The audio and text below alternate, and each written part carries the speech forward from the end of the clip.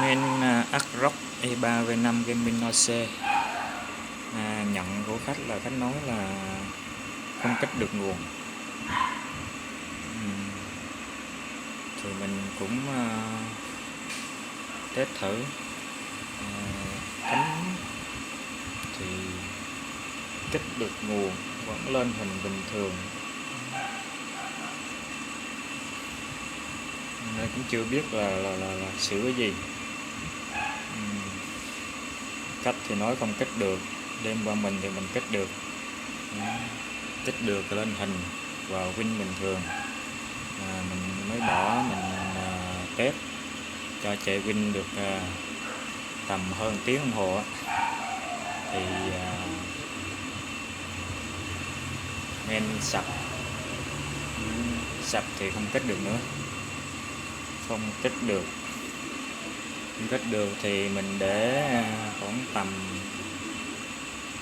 tiếng đồng hồ sau cắm vào thì vẫn lại kích được.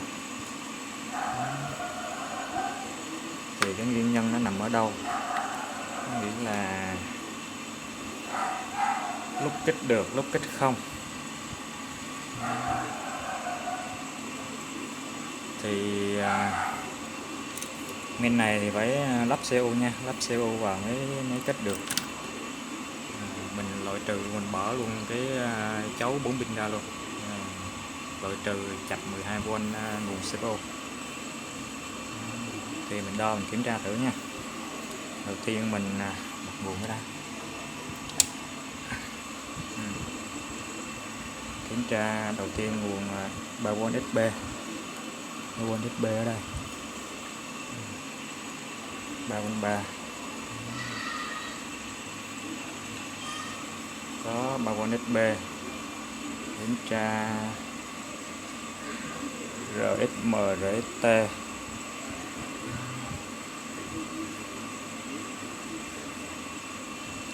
ở đây, ở điểm này 3V3. Giao tiếp giữa CPU với I/O là stop, có nghĩa là khi gắn CPU vào thì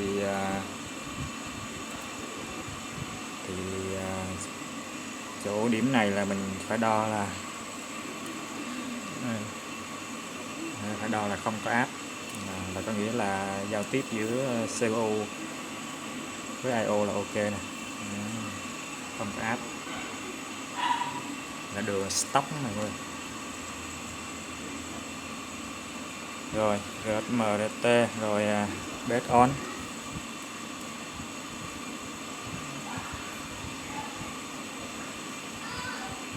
BS on,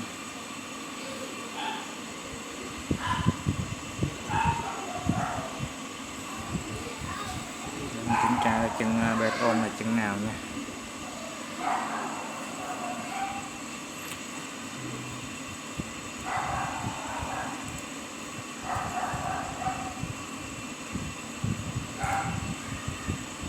Đây bed on mình đo đây.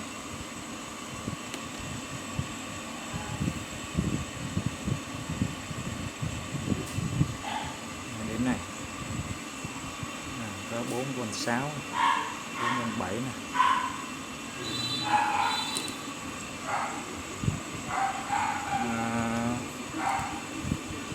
Kiểm tra luôn RTC đi, RTC, RST.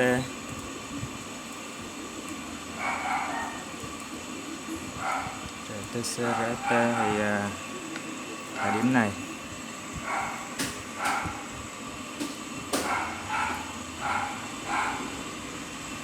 có 3V,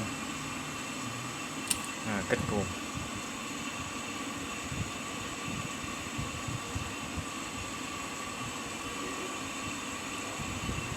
Vẫn kích được.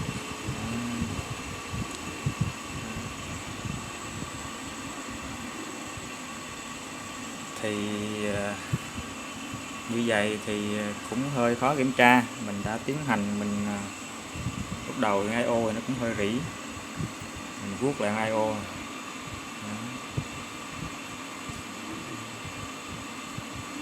Lúc nãy vuốt xong thì cũng không kết được, nhưng để một hồi giờ lại kết được nè.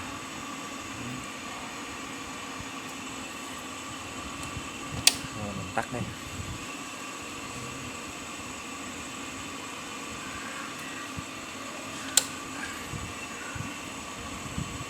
Thì hiện tượng này thì có khả năng là có một cái nguồn nào đó nó đang sụt áp,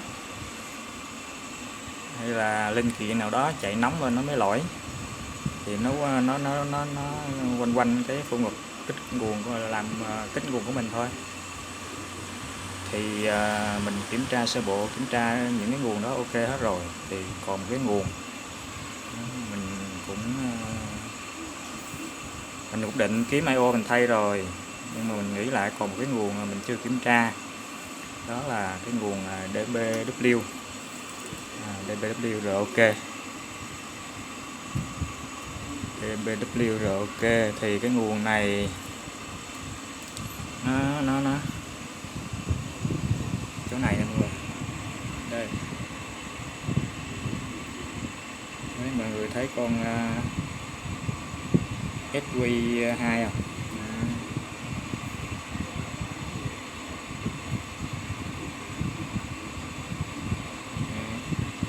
Thì bắt đầu mình kiểm tra cái nguồn này thử. Thì cái nguồn đó nó nằm ở chân này của con SQ2 nè. Thì mình đo có 1/1 thôi.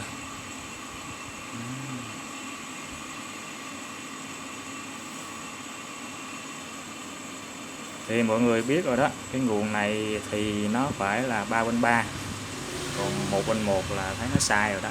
Tất nhiên là đây nó không mất, nhưng mà nó sụt áp.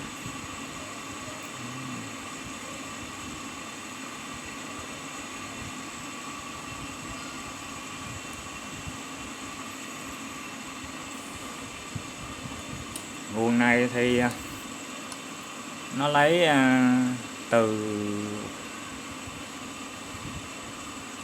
3/3 SB qua luôn, 3/3 SB.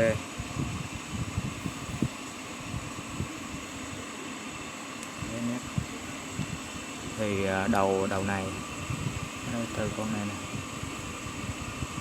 đây đầu này thì mình đo được 3/3 nè, nhưng mà đầu bên kia của nó thì đó thì đo là 1/3 này. Nguồn này nó quản lý bởi con MOSFET ghép là SQ2. Thì khả năng là 99% là nó lỗi con này rồi, SQ2 này. Nó kéo xuống làm cho sụt áp DBW ROK. Thì tới đây mình đã xác định là chắc chắn là lỗi con này rồi, dẫn đến cái men của mình là lúc kích được lúc kích không.